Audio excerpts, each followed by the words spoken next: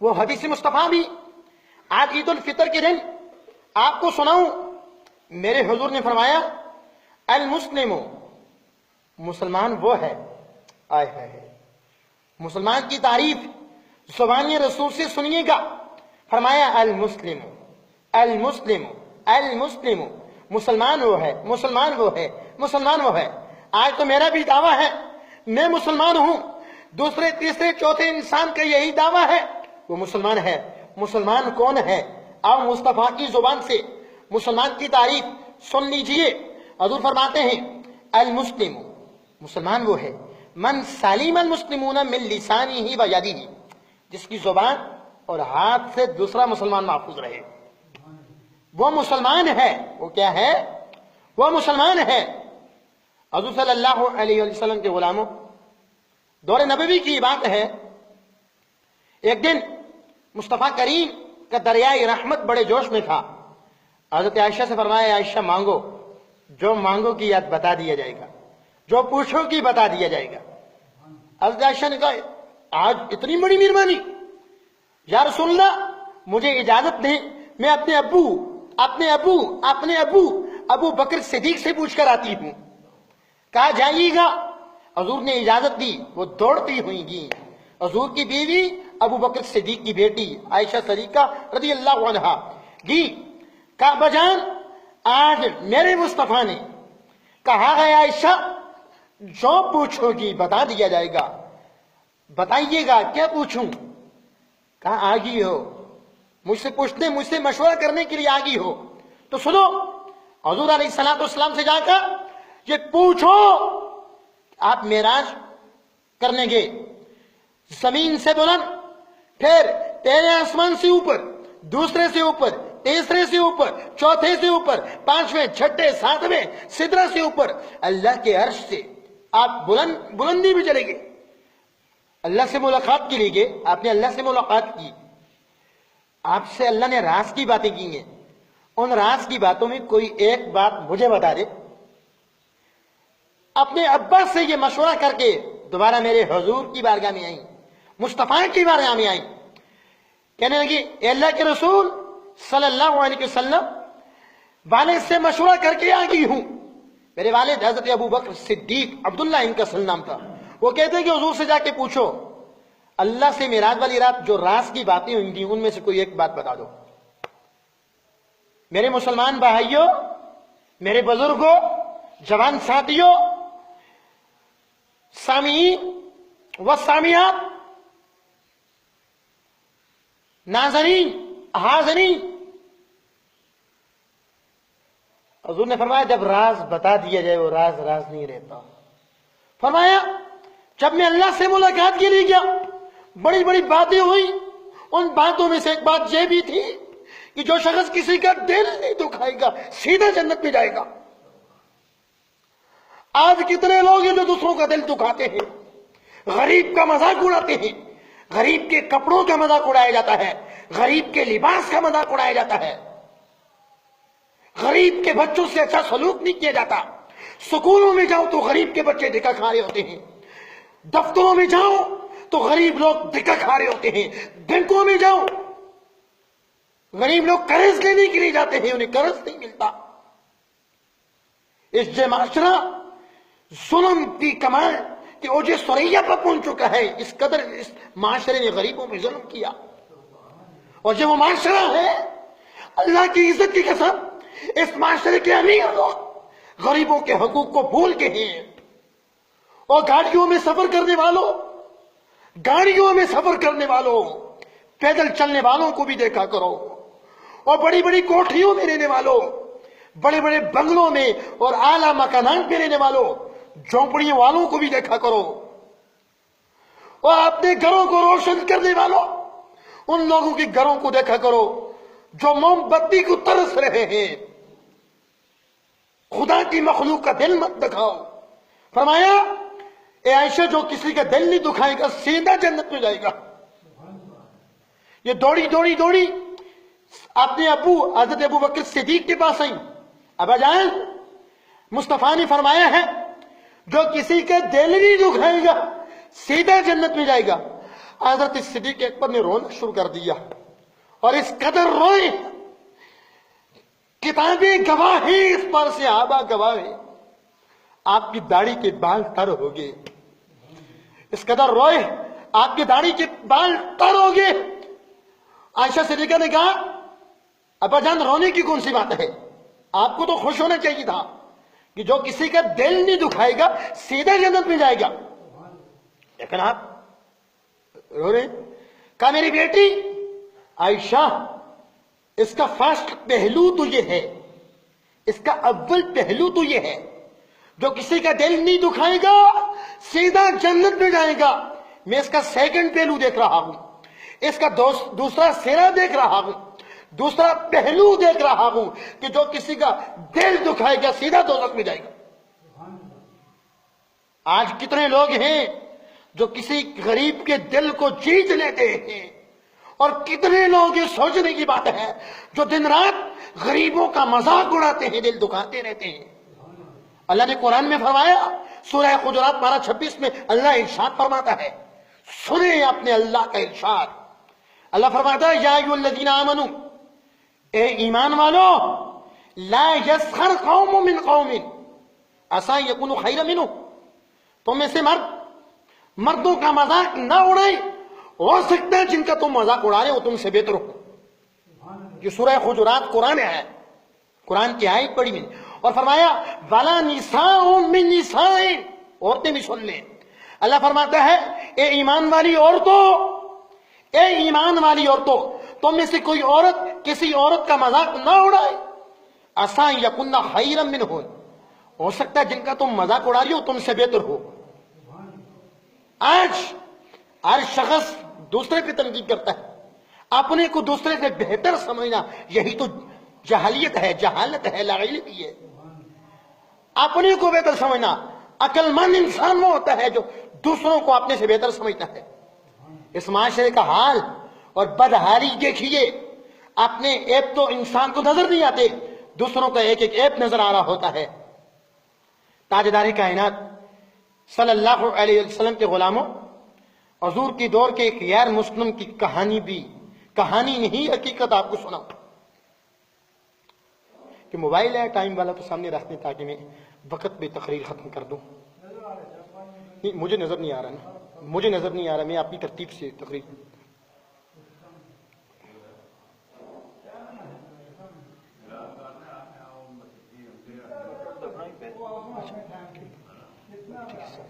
ملے تھے اچھا چلو چھوڑ دو۔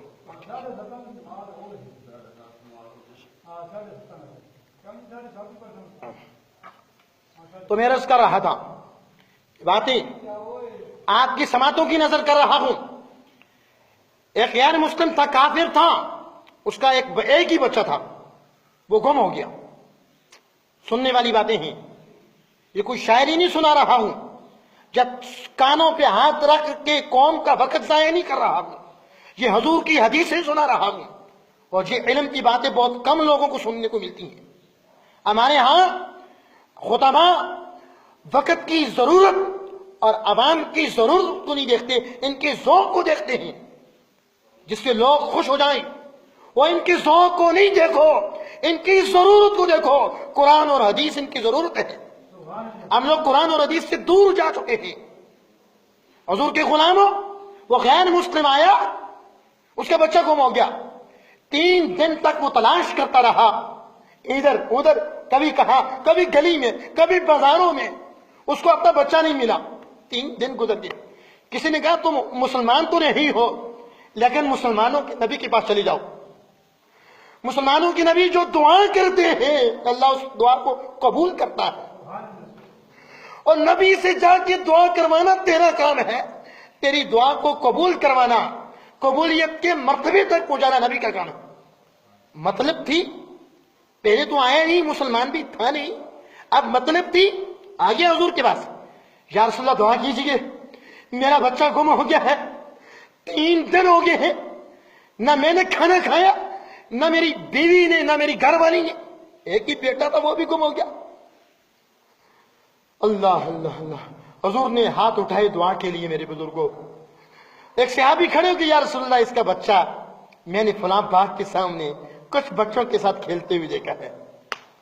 اس نے جو ہی بات سنی اس نے دوڑ لگا دی, دوڑ رہا ہے. وہ جب مسجد سے دوڑ کے نکلنے لگا حضور نے فرمایا اس جوان آدمی کو بلاؤ, اس شخص کو بلاؤ. ایک صحابی کے بلانے کے لیے وہ آیا حضور کے پاس. اس نے کہا محمد صلی اللہ علیہ وسلم مجھے آپ جانے سے کیوں روک رہے ہیں؟ میرا بیٹا گم ہو گیا, آپ کو پتہ نہیں ہے 3 دن ہو گئے ہیں, نہ میری گھر والی نے کھانا کھایا, نہ میں نے, نہ میری اہلیہ بھائی زوجہ نے, نہ میں نے. آج بچہ ملا, اگرچہ آپ کی دعا سے ملا, لیکن پلیز آپ مجھے جو ہے نا تاخیر کا نہ کرنے دے, جلدی جلدی جانے دے. حضور نے کہا اے شخص تجھے میں جانے سے نہیں روک رہا ہوں, سننے اور سمجھنے والی بات ہے. یہ باتیں کون سنائے آپ اس قوم کو, چونکہ اس کا چسکا اور ذوق ترنم اور سر بن چکی ہے. وقت گزارنا اور ظاہری بات سمجھ آئے یا نہ آئے, وقتی ذوق, یہ علم کی باتیں ہیں, علم کی باتیں. اور میں حدیث پاک پڑھ رہا تھا, علم کی بات جو ایک سنے اس کو 1000 نوافل کا ثواب ملتا ہے. یہ علم کی باتیں سنا رہا ہوں اور تاریخی باتیں آپ کو سنا رہا ہوں, شاید کہ پہلے کسی نے آپ کو سنائی ہوئی. یہ وہ باتیں ہیں اور یہ وہ باتیں ہیں جن کی تحقیق کے لیے میں دن بھر رات بھر پڑھتا رہتا ہوں, ان باتوں کی تحقیق کر کے آتا ہوں. حضور نے کہا بیٹے کے پاس جا رہا ہے, منع نہیں کرتا ہوں, ایک بات سن لے, تجھے تو تیرا بیٹا یاد آ گیا ہے, 3 دن ہو گئے آئے تو تیری بڑی شفقت بھی ہوگی, بڑے لاڈ کرے گا, بڑے پیار کرے گا. بیٹے کے پاس جا رہا ہے, بیٹے کو بیٹا کہہ کے نہیں پکارتا, اور پتر کو جا رہے لیکن جا کے پتر کو پتر کہہ کے نہیں پکارنا. اس نے کہا اے محمد صلی اللہ علیہ وسلم بیٹے کے بعد جا رہا ہوں اور آپ یہ کہہ رہے ہیں بیٹے کو بیٹا کہہ کے پکارنا نہیں. بیٹا کہہ بھی دیا تو حرج کیا, میرا پتر ہے, میرا بیٹا ہے, میرا بچہ ہے. سنو امام الانبیاء کے غلاموں, میرے نبی کا فرمان. حضور نے فرمایا تیرا بچہ یتیم بچوں کے ساتھ کھیل رہا ہے اور 3 دن کے بعد ملاقات کے لیے جانے والے, تو جب جا کے اپنے بچے سے لاڈ کرے گا, بیٹا کہہ کے پکارے گا, وہ یتیم بچے انہیں اپنا باپ یاد آ جائے گا, ان یتیم بچوں کو اپنا باپ یاد آ جائے گا. اس نے کہا بچے سے ملاقات کے لیے بعد بھی جاؤں گا, پہلے کلمہ پڑھا کے مسلمان کر دیں. اور آج بہنوں بیٹیوں کا جائز خرید کے محلے کی خرید بچیوں کا دل دکھانے والوں اور یتیموں کی بچیوں کا دل دکھانے والوں, معذور باپ کی بچیوں کا دل دکھانے والوں, میرے حضور نے فرمایا تھا بیٹے کے پاس جا رہا ہے, بیٹے کو بیٹا کہہ کے نہیں پکارنا. میں حیران ہوں اس معاشرے پر. اور پھر جب ہم کچھ سچی باتیں کرتے ہیں کچھ لوگ ناراض ہوتے ہیں, لیکن حق گوئی کرنے سے کوئی ناراض ہوتا ہے 1 بار نہیں 11 بار ہو. حق گوئی کرنے سے کوئی شخص نہیں روک سکتا ہے, نہ کسی کا روب اثر کرتا ہے, نہ کسی کا جلال اثر کرتا ہے, نہ کسی کی کوئی اور چیز اثر کرتی ہے. آج جب امیر لوگ اپنی بچیوں کی بیٹیوں کو شادیاں کرتے ہیں, میں نے کچھ علاقوں میں دیکھا, وہ جس کو ہم داج کہتے ہیں, ان کو میں سامان خرید کے لاتے ہیں, بہت زیادہ سامان لاتے ہیں, کرسیاں لاتے ہیں, فریج لاتے ہیں, الماریاں لاتے ہیں, برتن لاتے ہیں, ٹی وی لاتے ہیں, آج کل لیپ ٹاپ بھی لاتے ہیں, نہ جانے کیا کیا لاتے ہیں. ایک بہت بڑا کمرہ جب سامان سے بھرا جاتا ہے, گھر کی بڑی عورت جو ہو, بوڑھی اماں, اس کو یا کسی سمجھدار افراد کو پورے محلے میں بیچتے ہیں. جاؤ جا کے محلے میں محلے کی ساری عورتوں کو بلا کر لے آؤ. وہ بڑھیا جاتی ہے پورے محلے میں جا کے دعوت دیتی ہے کہ محلے کی عورتوں آؤ, ہم نے اپنی بیٹی کا سامان خریدا ہے, ہم نے اپنی بیٹی کا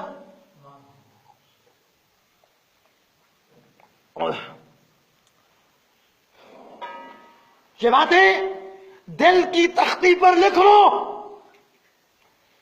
جب وہ بڑھیا محلے کی عورتوں کو بلا کر لاتی ہے, میرے بزرگوں, میری آواز کو سننے والے لوگوں, اللہ کی عزت کی قسم, ان عورتوں میں اس بڑے باپ کی بچیاں بھی ہوتی ہیں جن کا کوئی بھائی کمانے والا نہیں ہوتا. ان عورتوں میں معذور باپ کی بچیاں بھی ہوتی ہیں. ان عورتوں میں محلے کی یتیم بچیاں بھی ہوتی ہیں جو کٹائی کر کر کے اپنی جہیز کا سامان تیار کر رہی ہوتی ہیں. آپ بتائیے جب یہ امیر گھرانہ ڈانٹ خرید کے لاتا ہے پھر ان کو دکھاتا ہے، کیا ان کی دل آزاری نہیں ہوتی؟ کیا دل دکھتا نہیں؟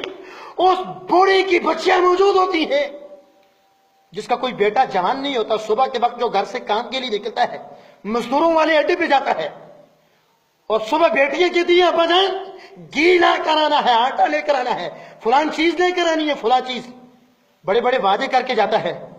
لیکن مزدوروں والے اڈے پہ جاتا ہے، اس کی سفید داڑھی کو جب کوئی نائک، کوئی سیٹھ، کوئی امیر دیکھتا ہے کہتا ہے یہ بوڑھا کیا کام کرے گا، اس کی بس کی بات ہی نہیں گھر کی شٹرنگ کا کام کرنا، الماری کا کام کرنا، فرش بنانا، دیوار بنانا، مکان بنانا. اس کے بڑھاپے کو دیکھ کے کوئی لے کے نہیں جاتا اس کو، وہ کہتا ہے 50-100 روپیہ کم دے دینا، لے کے چلے جاؤ. اس معاشرے کے مزدوروں کی کہانی آپ کو سنا رہا، اس معاشرے کا آپ ظلم دیکھیے آپ. لیکن وہ 100 روپیہ 150 200 کم لینے کا مطالبہ بھی کر دیتا ہے لیکن کوئی لے کے نہیں جاتا، دیہڑوں مزدوروں والے اڈے پہ گزار دیتا ہے. شام کے وقت جب وہ گھر لوٹتا ہے وہ گھر نہیں لوٹ رہا ہوتا، وہ قیامت کی طرف جا رہا ہوتا. آج دیکھیے آج ایسا بھی ہے کچھ لوگ بس کے پیسے مقرر کرتے ہیں، 2 گھنٹے خطاب 70,000 روپیہ، اور ان مزدوروں کو دیکھیے جو 8-10 گھنٹے ڈیوٹی کرتے ہیں 500 روپیہ دیڑھی دیتے ہیں. کیا سمجھتے ہیں آپ پوچھ گچھ نہیں ہوگی؟ ہوگی پوچھ گچھ، سخت گرفت ہوگی. آج زمین سے اللہ کا عذاب آ رہا ہے، آسمانوں سے اللہ کا عذاب آ رہا ہے، سورج آگ برسا رہا ہے، اس لیے کہ ہم نے ظلم کو قبول کر لیا ہے. حضور نے فرمایا تھا جو قوم ظالمانہ نظام کے خلاف نہیں اٹھتی، جو قوم ظلم کو قبول کرتی ہے اس پر آسمانوں سے بھی اللہ کا عذاب آتا ہے، زمین سے بھی آتا ہے. آج دیکھ لیں یہ گرمی اللہ کا عذاب ہے، یہ لوڈ شیڈنگ اللہ کا عذاب ہے، عزتیں محفوظ نہیں یہ اللہ کا عذاب ہے، ایمان محفوظ نہیں یہ اللہ کا عذاب ہے، جان محفوظ نہیں یہ اللہ کا عذاب ہے، مال محفوظ نہیں یہ اللہ کا عذاب ہے. وہ ہماری کم علمی ہے، ہم اللہ کے عذاب کو ابھی تک سمجھ نہیں سکے. اللہ اللہ اقبال کہتا ہے یہ وہ مسلمان ہیں جنہیں دیکھ کر شرمائی یہود. اللہ اکبر. میرا دوست وہ وزٹ کے لیے چلا گیا گردو واجہ میں، سکھوں کا جو عبادت گاہ ہوتی ہے اس میں.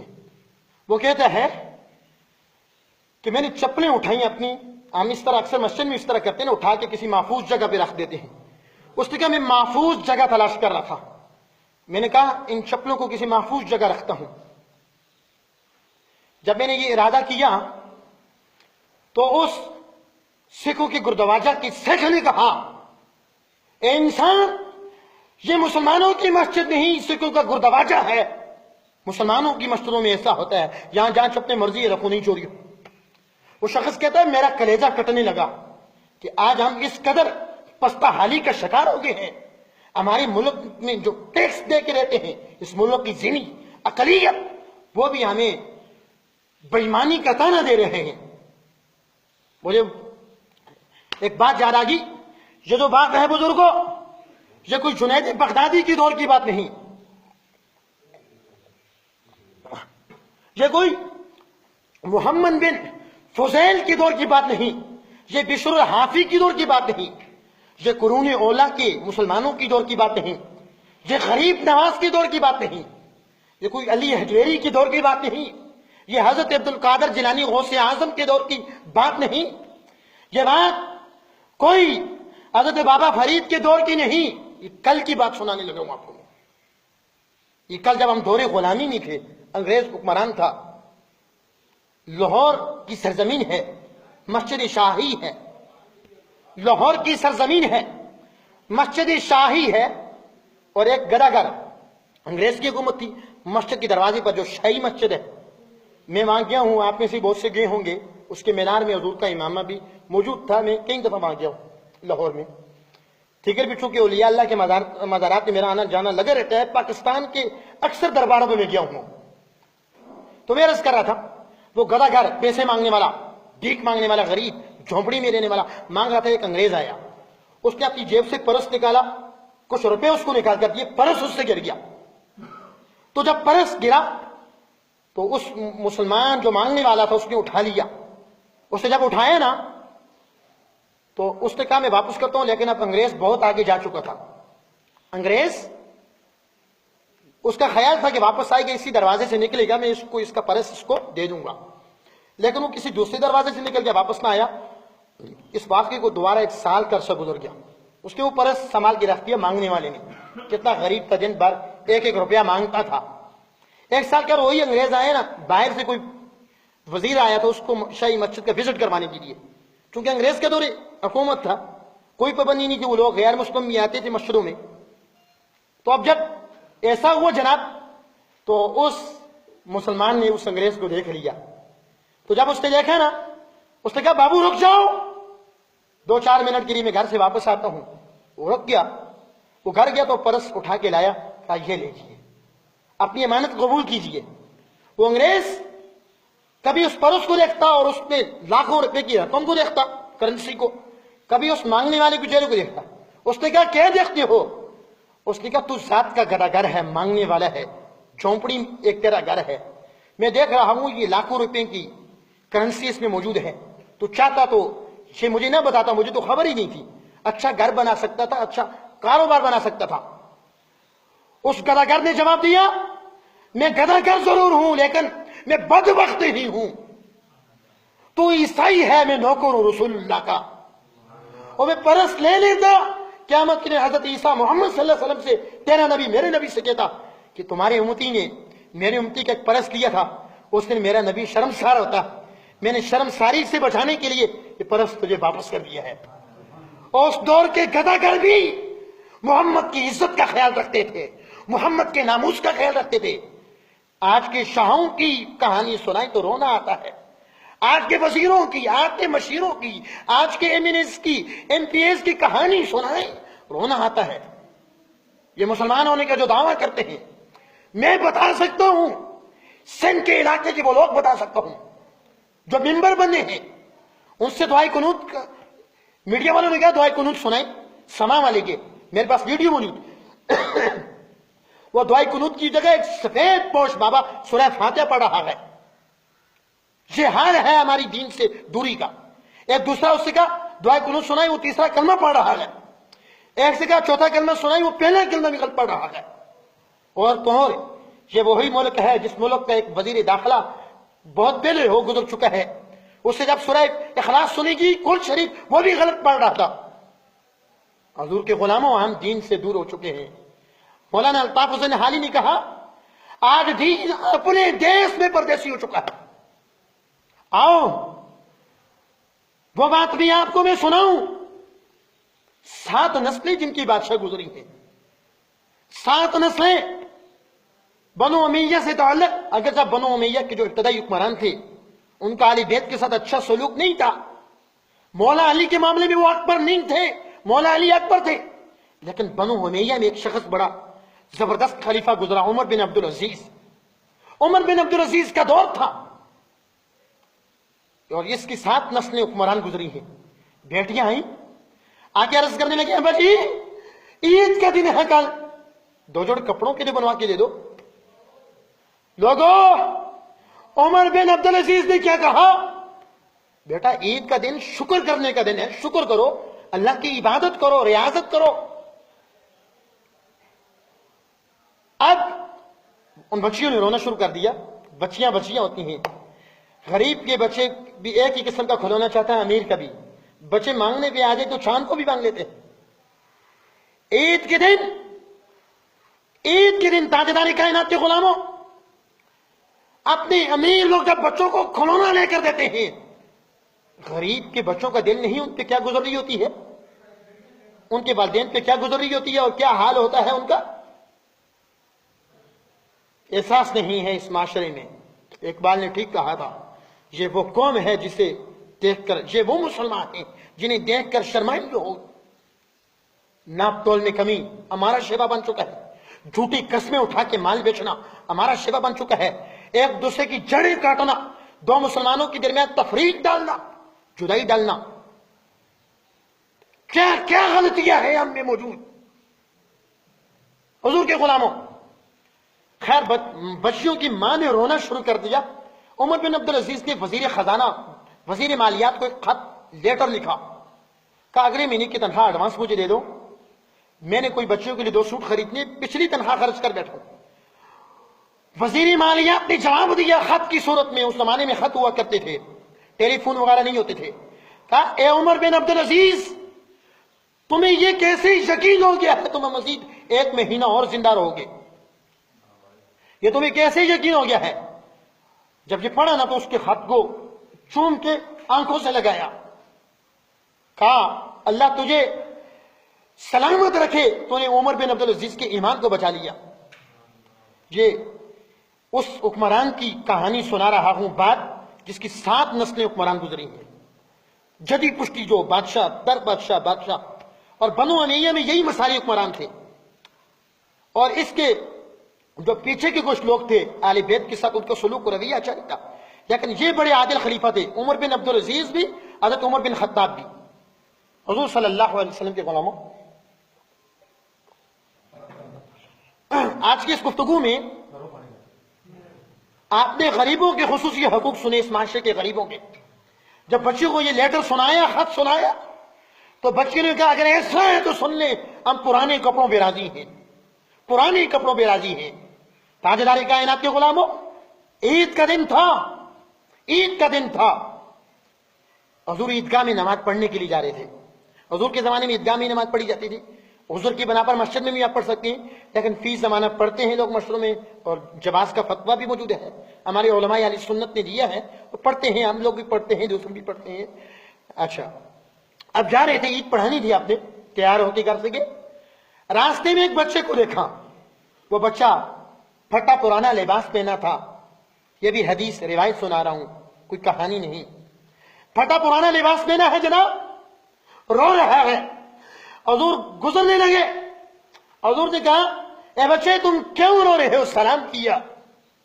آج ایسا کہ ہمیں شرم آتی ہے بچوں کو سلام کرنے سے، جبکہ تکبر ختم ہو جاتا ہے جب آپ اپنے سے چھوٹوں کو، بچوں کو سلام کرو گے۔ نبی پاک صلی اللہ علیہ وسلم سے بڑا آدمی کوئی بھی نہیں تھا، کسی لحاظ سے، نہ علم میں، نہ عمل میں، نہ حسن میں، نہ جمال میں، نہ کمال میں، نہ معجزات میں، نہ کسی اور جہت میں۔ اللہ تعالیٰ نے ہر درجے میں آپ کو سب سے بڑا بنایا تھا، سب سے حسین بنایا تھا، سب سے اعلیٰ بنایا تھا، سب سے ارفع بنایا تھا۔ حضور کے غلاموں، حضور نے بچے کو سلام کیا، پرانا اور پھٹا ہوا لباس پہنا، کپڑوں کو مٹی لگی ہے۔ حضور نے جب اس بچے سے پوچھا کیوں رو رہے ہو؟ آج سارے بچے خوش ہیں، آج کیوں رو رہے ہو میرے بزرگوں، جوان ساتھیوں؟ اس بچے نے فصیح و بلیغ زبان میں حضور کے جملوں کا جواب دیا۔ عید کے موقع پر مسجد میں آنے والوں، اس نے کہا میرا باپ دنیا سے جا چکا ہے، جو سہارا تھا وہ اٹھ گیا ہے، جو سہارا تھا وہ اٹھ گیا ہے، اوروں کا لباس اس لیے اچھا ہے ان کے باپ زندہ ہے، اور میرا باپ زندہ نہیں اس لیے میرا لباس اچھا نہیں۔ حضور جا رہے تھے، اتنی بڑی شخصیت، میں کہہ رہا ہوں اللہ کی عزت کی قسم، کائنات میں جتنے انسان ہیں کوئی بھی نہ مرتبے میں، نہ علم میں، نہ عمل میں، نہ حسن میں، نہ اخلاق میں، نہ کردار میں، نہ کمال میں، کسی ایک جیت میں بھی حضور کے برابر نہیں۔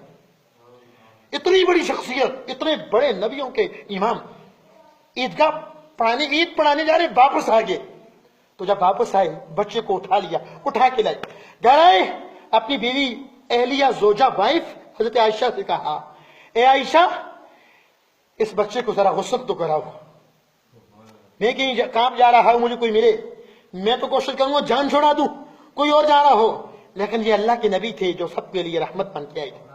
اس کو غسل دیا، غسل کرایا حضرت عائشہ نے۔ جب غسل کرایا، جوانوں بزرگوں، عید کا دن ہے، عید الفطر کا دن ہے، غسل کروایا نا. غسل کے بعد حضرت امام حسن کے لیے جو لباس تیار کروایا تھا وہ لباس اس کو پہنا دیا. حضور پہلے چلے گئے تھے, وہ بچے تھے, انہوں نے بعد میں آنا تھا, لیکن وہ لباس اس کو پہنا دیا. اور پہنانے کے بعد حضور کے ایک ہاتھ کو امام حسن اور امام حسین نے پکڑا, دوسرے ہاتھ کی انگلی کو یتیم بچے نے پکڑا. اللہ اللہ اللہ, وہ یتیم بچہ بھی اپنی یتیمی پہ ناز کرنے لگا. کہا یتیم تو بنایا ہے لیکن آج کیا کمال ہے, مصطفیٰ کی انگلی پکڑ کے چل رہا. اور اس بچے سے حضور نے دوسرا خطاب کیا, سنے وہ میرے نبی کے